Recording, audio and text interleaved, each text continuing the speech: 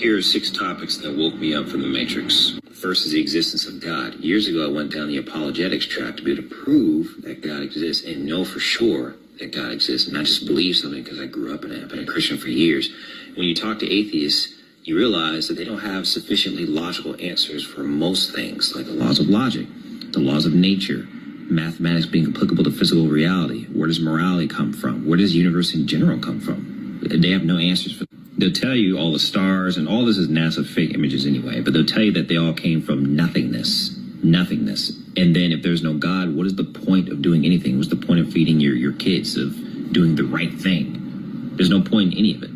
Before we continue, what are some topics that woke you up from the Matrix? Go ahead and put them in the comments so other people can be aware of what's going on here.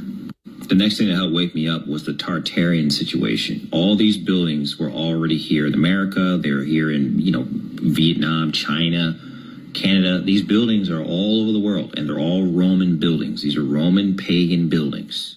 All right. And the story is that settlers, in the late 1800s, were building these amazing buildings by hand, no technology. They'd live in shacks. They'd wake up in the morning from their shack. They go to the Roman, essentially, construction site, build this. They quarry all the stones from some quarry, carry it with horses on carts, and build this perfect architecture. That's the story they want us to believe. And they built it up in 2 years. They built all this kind of stuff in 2 years. The World's Fairs, amazing buildings built in just a few years, torn down just for an exhibit, just for show. No real purpose except just for show.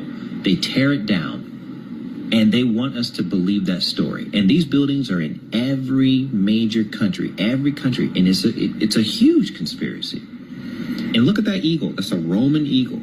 And this, when I realized that history was fake, and they've been lying to us about this, the settlers and the gold rush and all that stuff, I'm like, dude, what am I supposed to believe? And what are these buildings for real? What is this? Who built this? Why did they build it? When did they build it? The flat earth is the next one. The flat earth is the most earth-shattering conspiracy that I found out was true. Okay, this was the one that woke me completely up. And look at that city way over there, way over there. The horizon is always flat. Water always finds its level. And if we were flying in space in an endless vacuum, why is it that we have no container for air pressure? How are we all alive? How are we all breathing? And look, the sun rays, they go around in a circle. They go around like that. If the sun was 93 million miles away, the sun rays should shoot down like this, straight down.